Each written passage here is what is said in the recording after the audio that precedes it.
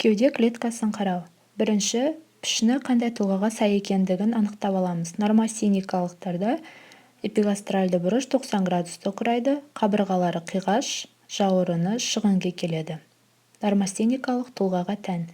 Екінші, симметриялығын анықтаймыз.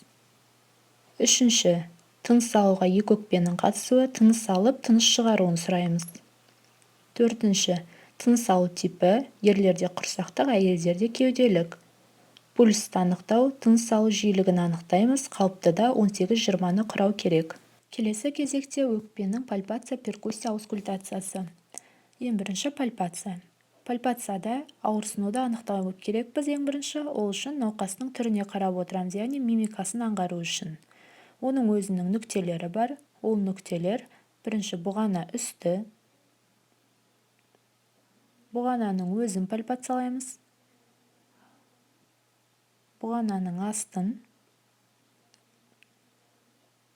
қабырғаларды, қабырға аралықтарды, төске бекінген жерін қабырғалардың және қолтық астын,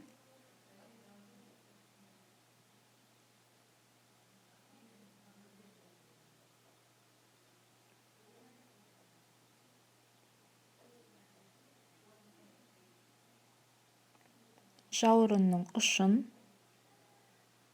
жауырынның үстін, яғни бұл жерде өкпенің ұштары орналасқан, жауырынның өзін, жауырын аралықтарды және жауырынның астын толықтай пальпациялап шығамыз. Яғни қазіргі жағдайда ауырсыну белгілері анықталған жоқ. Келесі, кеуде клеткасының серпімділігін анықтау. Кеуде клеткасының серпімділігін анықтау үшін біз төстің төменгі бөлігінен және арқа тұстан қысамыз кеудені және қабырғалардан. Қазіргі жағдайда кеуде серпімді. Келесі, үшінші, ол дауыс дәлін анықтау. Яғни науқасқа біз R әріпін айтқызу арқылы дауыстың екі жаққа таралып тұрғанын байқаймыз. Қабырғалардан, жауырын аралықтан. Пневмония, тағы да басқа аурулар болатын болса, дірілдің күші күшейеді. Келесі анықтайтынымыз перкуссия. Перкуссия топографиялық және салыстырмалы болып бөлінеді. Салыстырмалы перкуссия. Оның өзіндік нүктелері бар. Бірінші нүктесі ол бұғана үстін перкуссиялаймыз.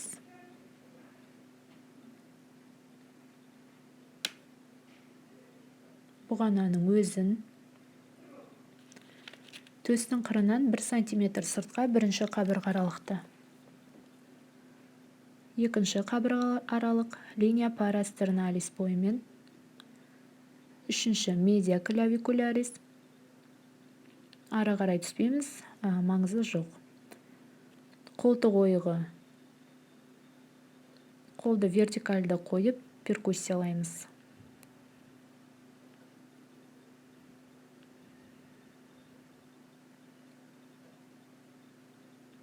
Жетінші, сегізінші қабырға аралықты да перкуссиялап шығамыз.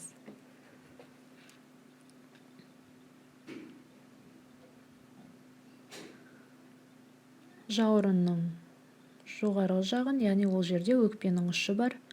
Жауырынның өзін, жауырын аралықтарды, жауырынның астын перкуссиялап шығамыз. Өкпеде қазіргі жағдайда ашық өкпелік дыбыс. Патологияда дыбыс өзгереді. Екінші, топографиялық перкуссия. Ол үшін бірінші өкпенің төменгі шекарасын анықтап аламыз. Бірінші сызық парастерналис бойымен. Дыбыстың күшінің өзгергеніне дейін жүреміз. Бесінші қабырға аралығы сәйкес келеді.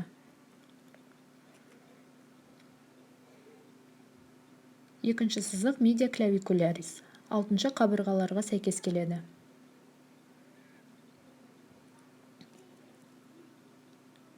Аксилярис антериор сызығы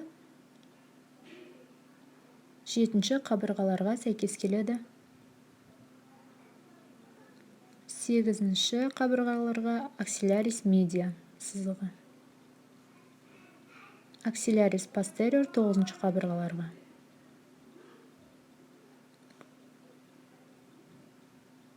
Жауырын сызығы 10-ші қабырғаларға. Және паравертебралис кеуде омыртқасы 11-ші кеуде омыртқасына сәйкес келеді. Бұл өкпенің төменгі шекарасы. Өкпенің жоғарғы ұшын анықтау үшін бұғананы 3-ке бөлеміз. Ортаңғы бөліктің дыбыстың күші өзгергеніне қарай жүреміз. Аралығы 4 см құрайды алды жағынан. Артынан өкпенің ұшы 7-ші мойын омыртқасына сәйкес келеді.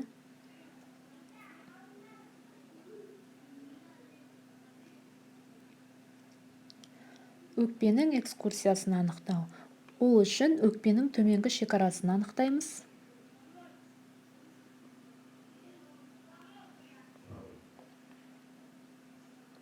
Баладан дем алып, дем шығаруын сұранамыз. Кейін бастапқы нүктеден ашыққа қарай жүреміз. Жалпы нормада 4-6 см құрайды. Енді балаға аускультация жасаймыз. Аускультацияда өзіндік нүктелері бар. Бұғана үсті, бұғана асты,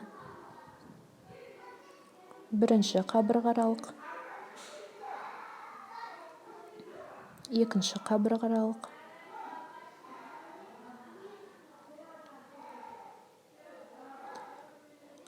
және қолтықтың ойығын,